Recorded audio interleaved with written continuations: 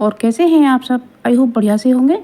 तो सबसे पहली ट्रिक है मेरी, जो ये शेविंग के ब्रश होते हैं तो इनको क्लीन करना बहुत ज़रूरी है, क्योंकि आजकल बरसात का मौसम है और नमी के कारण इनमें बैक्टीरिया पनप सकता है और शेविंग करते समय इनसे एलर्जी हो सकती है। तो इसलिए मैंने इस पर शैम्पू लगाया है। आप कोई भी शैम्पू ले सकते हैं। तो इस तरह से लगा करके फ्रेंड्स इसे अच्छे से मल कर धोना है। हमें अंदर तक इसमें उंगली डाल कर साफ़ करना है और हमें हफ्ते में एक बार इसे ज़रूर से साफ़ करना है। और इसे साफ़ करने के बाद हमें किसी ऐसे स्थान पर रख देना है जहाँ धूप आ जाती हो। तो इन्हें धूप में हमें सुखाना है। जब धूप नहीं है तो नहीं है, लेकिन जब निकले तो उसे धूप में ज़रूर से सुखाना है। तो इस तरीके से हमारे जो ब्रश हैं वो बिल्कुल साफ़ रखे रहेंगे। आप मेरे चैनल पर नए हैं तो मेरे चैनल को सब्सक्राइब कीजिए और मेरी वीडियो को लाइक शेयर कमेंट कीजिए। तो आप देख सकते हैं कि इसमें कितना झाग बना हुआ है और हमने इन्हें पानी से वॉश कर लिया है और कितने साफ़ हो गए हैं। बस इन्हें हमें सुखा करके अच्छी तरह से रखना है। तो ये जो ब्रश हैं हमारे बैक्टीरिया फ्री रहेंगे। तो ये बहुत अच्छी ट्रिक है, आपको ज़रूर से पसंद आए। फ्रेंड्स, कभी कभी हमारे हाथ पर तेल की छींट आ जाती है तो उससे जल जाता है। तो उसके लिए हमें लेना है कोलगेट पेस्ट। तो कोलगेट पेस्ट हमें इस तरह से लगा लेना है। तो इससे आपका हाथ ज़्यादा नहीं जलेगा, इससे ठंडक पड़ जाएगी, क्योंकि इसमें ठंडापन होता है। और इसमें आप इसे ही ज़रूर से लगाइएगा कि ये सब जो कोलगेट का सफ़ेद पेस्ट होता है यही इसमें कारगर होता है। और बस इस तरीके से अब हमें गैस का फ्लेम मीडियम रखना है और हमें पकौड़ियों को क्रिस्पी करना है। तो इस तरीके से हमारी पकौड़ियाँ बन करके तैयार हैं और हमें जब निकालना है तो इन्हें निचोड़ कर ही निकालना है। ये कितनी सारी ट्रिक्स हैं जिससे आपके को पकौड़ियाँ बनाने में बहुत ही मदद मिलेगी। तो इस तरीके से आप पकौड़ियाँ बनाइएगा। तो फ्रेंड, बरसात का सीज़न है तो इसमें पकौड़ियाँ आप ज़रूर से बनाइएगा। आने वाली है, आप मेरे चैनल पर नए हैं तो चैनल को सब्सक्राइब कीजिएगा, मेरी वीडियो को पूरा देखिएगा, तभी समझ में आएगा। तो सबसे पहली ट्रिक है हमारी ये पराठे को लेकर। क्या होता है फ्रेंड्स कि जब हम तिकोरे पराठे बनाते हैं तो वो बहुत ही क्रिस्पी और अच्छे होते हैं, तो बच्चे उन्हें खाना पसंद करते हैं। तो वही मैं आपको ये बता रही हूँ। तो सबसे पहले मैंने गोल पर ही ऑयल लगा लिया है। आप देसी घी भी लगा सकते हैं और फिर उसको फोल्ड करने के बाद भी मैंने लगाया है। और अब मैंने इसको और फोल्ड करके सूखा आटा लगाकर हाथ से प्रेस करके मैं इसे त्रिकोण की आकार में ही बेलूँगी। तो इस तरह से ये ट्रायंगल पराठा हमारा बनेगा और इसको हमें गोल करके बिल्कुल भी नहीं बेलना है, इसी तरीके से हमें बेलते जाना है। आप देखेंगे कि ये बहुत ही अच्छा पराठा बिल करके तैयार हो जाता है। तो कितना ही आसानी से हमने इसे बेला है और हमने तवे को गर्म कर लिया है। बस इस पर हम पराठे को डाल देते हैं। तो बस एक तरफ से हम इसे सेक लेते हैं, यानी कि इसे पचा लेते हैं। अब दूसरी तरफ से इसे पलटकर पचाएंगे।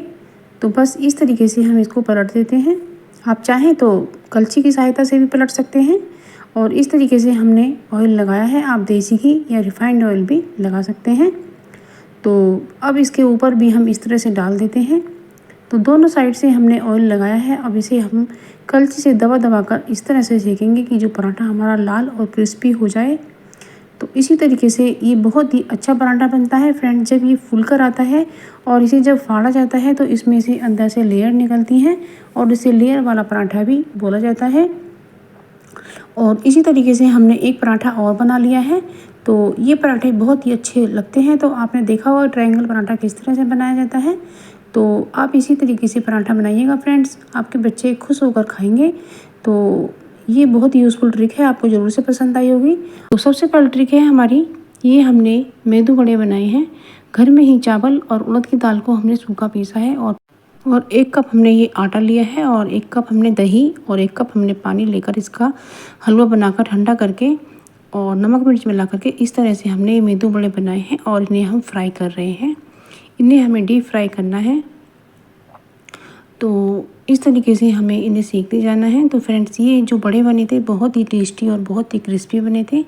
तो आप इस तरीके से बना सकते हैं और ये बच्चों को बहुत ही पसंद आते हैं, क्योंकि जब हम खाली दाल को गीला करके कपड़े पर चिपका कर बनाते हैं तो वो इतने अच्छे नहीं बनते हैं। और ये बिल्कुल बड़ी अच्छी शेप में बने हैं और ये ख़राब नहीं हुए हैं, यानी कि इनकी शेप बहुत अच्छी आई है और ये बहुत ही क्रिस्पी बने थे और बहुत ही टेस्टी हैं। तो इस तरह से फ्रेंड्स आप मेदू बड़े बनाइए तो बहुत अच्छे बनते हैं और उनकी शेप भी अच्छी आती है, क्योंकि जब हम कपड़े पर डालकर बनाते हैं तो वो इतनी सफाई से नहीं बनते हैं। आप देख सकते हैं अंदर से क्रिस्पी और टेस्टी भी हैं। तो इन्हें हमने चटनी के साथ सर्व किया था। ये अगली ट्रिक आती है लाइटर को लेकर। क्या होता है फ्रेंड्स, जो हमारा लाइटर होता है इसके ऊपर गंदगी जमा हो जाती है। कभी आटा लग जाता है, कभी दाल लग जाती है, या कभी कुछ भी इसमें लग जाता है, कभी इसके अंदर ही चावल वगैरह फंस जाता है। तो इस तरीके से हमें गैस पर इसे हल्का सा गर्म करना है और इसे ज़्यादा नहीं करना है, 5-10 सेकंड के लिए ही करना है। और चाकू से इस तरह से हमें खुरच देना है जिससे इसके ऊपर जो गंदगी जमा हुई हुई है वो निकल जाए। तो इस तरह से जब हम रोज़ साफ़ सफाई करेंगे तो हमारा जो लाइटर है वो ज़्यादा चलेगा। तो इस तरीके से आप देख सकते हैं फ्रेंड्स कितनी गंदगी इस पर से निकल कर आ रही है। और इसी तरीके से यदि हम सफाई ना करें तो बहुत मोटी परत जम जाती है और हमारा लाइटर चॉप हो जाता है, वो चलना बंद हो जाता है और चिंगारी भी नहीं निकालता है। और हमें इस तरीके का नोक वाला चाकू लेना है और इसके होल में चाकू को डाल डाल करके गंदगी निकालनी है। इस तरीके से इन्हें खोलना है तो इसमें जो परत जम जाती है वो निकलती रहती है, तो फिर लाइटर हमारा ज़्यादा चलता है और हमें परेशानी भी नहीं होती है।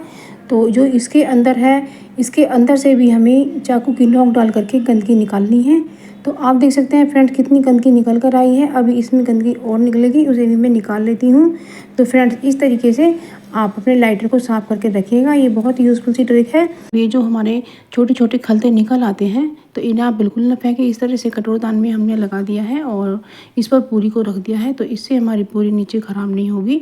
और अब अगली ट्रिक आती है प्रेस को लेकर। क्या होता है फ्रेंड्स, जब हम प्रेस करते हैं तो कभी कभी कोई कपड़ा हमसे जल जाता है और वो प्रेस पर ही चिपक जाता है।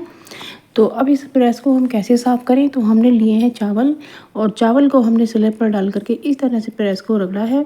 तो फ्रेंड्स इस तरह से आप मलते जाइए तो जो इसमें गंदगी कपड़े की जलकर चिपक जाती है वो सब छूट कर आ जाएगी।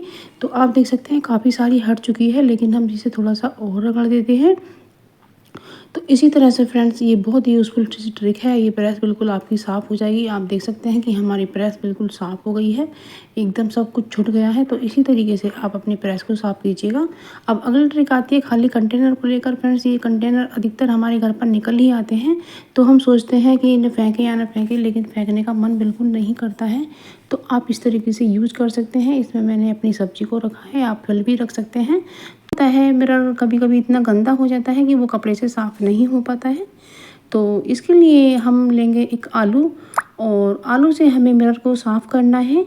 तो आप देख सकते हैं कि इसको हमें एक पीलर से इसे पील करना है और इस तरह से पील करने के बाद में तो इस तरह से जो छिलका निकलता है इस छिलके से ही हमें मिरर को साफ़ करना है, क्योंकि आलू के अंदर कुछ ऐसी चीज़ें होती हैं जो अच्छी से क्लीन करता है। तो इस तरह से आप देख सकते हैं कि मिरर कितना जल्दी से साफ़ हो रहा है। तो इसी तरीके से इसको हम किसी कॉटन के कपड़े से साफ़ कर लेते हैं। तो आप देख सकते हैं कि जो हमारा मिरर है वो बिल्कुल क्लीन हो गया है। तो इस तरह से फ्रेंड्स आप अपने मिरर को साफ़ कीजिएगा। आती है मिक्सी को लेकर। तो क्या होता है फ्रेंड्स, जो हमारी मिक्सी होती है उसके ऊपर तेल गिर जाता है या फिर चिकनाई के हाथ लग जाते हैं, तो उसको साफ़ करने के लिए हमें लेना है टैल्कम पाउडर। और पाउडर आप कोई भी कंपनी का ले सकते हैं। तो इस तरीके से हम मिक्सी को साफ़ करेंगे, क्योंकि इसको पानी से तो साफ़ किया नहीं जाता है, क्योंकि इसके ये इलेक्ट्रॉनिक चीज़ है तो इसलिए ख़राब होने का खतरा रहता है। तो इसलिए हम इसे सूखा ही साफ़ कर लेते हैं। तो इसको ड्राई ही क्लीन करेंगे। तो इस तरीके से हमने एक ख़राब टूथब्रश भी लिया है और इसकी सहायता से जो इसमें चिकनाई वगैरह है वो सब निकल कर आ जाती है और ये मिक्सी हमारी बहुत ही अच्छे से साफ़ हो जाती है। यदि फ्रेंड्स आप नए हैं तो मेरे चैनल को सब्सक्राइब कीजिएगा और आप मुझे कमेंट सेक्शन में ये ज़रूर बताइएगा कि आप मेरी ब्यूटी दुनिया के किस गांव या शहर से देख रहे हैं, जो मुझे पढ़कर बहुत ही खुशी होगी और मैं अगले वीडियो में आपको थैंक्स भी कर सकूंगी।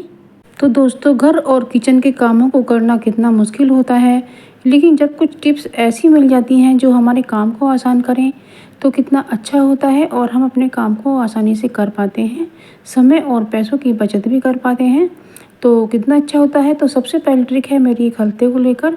क्या होता है कि हमारे घर में खलते बच जाते हैं और उन्हें बिल्कुल न फेंकें और इस तरह से चीनी के डब्बे के नीचे लगा करके चीनी डालें, तो आपकी चीनी बिल्कुल भी नमी नहीं पकड़ेगी। ये बहुत यूज़फुल सी ट्रिक है, आपको ज़रूर से पसंद आई होगी। तो ये आप ज़रूर से फॉलो करके देखें। ये जो चूहे होते हैं ये घर में बहुत ज़्यादा नुकसान करते हैं, लेकिन इन्हें मारना कोई भी नहीं चाहता। इन्हें बिना मारे भगाना तो सब चाहते हैं। तो अब एक नई रेमेडी लेकर आई हूँ। तो मैंने सबसे पहले एक प्लेट ली है। सबसे पहले मैंने 1 बड़ा चम्मच इसमें आटा लिया है। इसके आटे के अंदर हम डालेंगे हरी मिर्ची, और हरी मिर्ची हमें तीखी वाली ही लेनी है। तो इस तरीके से ये मेरी तीखी मिर्ची है, बहुत ही ज़्यादा तीखापन है। तो मैं ये हरी मिर्ची बारीक बारीक काट करके इस आटे में मिला देती हूँ। अब हमने लिया है ये एक्सपायर पड़ा हुआ बेकिंग पाउडर। पर चूहों के पेट में जब ये जाएगा तो चूहों को ईचिंग होगी और पेट में दर्द होगा, चूहे बाहर की तरफ ही भागेंगे। और इसमें एक डाल देती हूँ मैं क्लिनिक प्लस का थोड़ा सा शैम्पू। तो ये भी ऐसा रिएक्ट करेगा कि चूहों को बाहर को भागने को मजबूर हो जाएंगे और वो बिना मारे घर से बाहर चले जाएंगे। और इसमें थोड़ा सा हैंड सैनिटाइज़र डाल रही हूँ। यदि आप अच्छी तरह से मिक्स करने के बाद में मैं थोड़ा थोड़ा पानी डाल करके इसे एक सॉफ्ट डो बना लेती हूँ। तो फ्रेंड्स, मैंने तो घर में थोड़ा एरिया है, मैंने इसलिए 6 गोली ही बनाई हैं। गोलियों को वहाँ डालूंगी जहाँ चूहे आते हैं। इसे चूहे खाएंगे तो वो खाकर बाहर की तरफ ही भागेंगे। तो मैं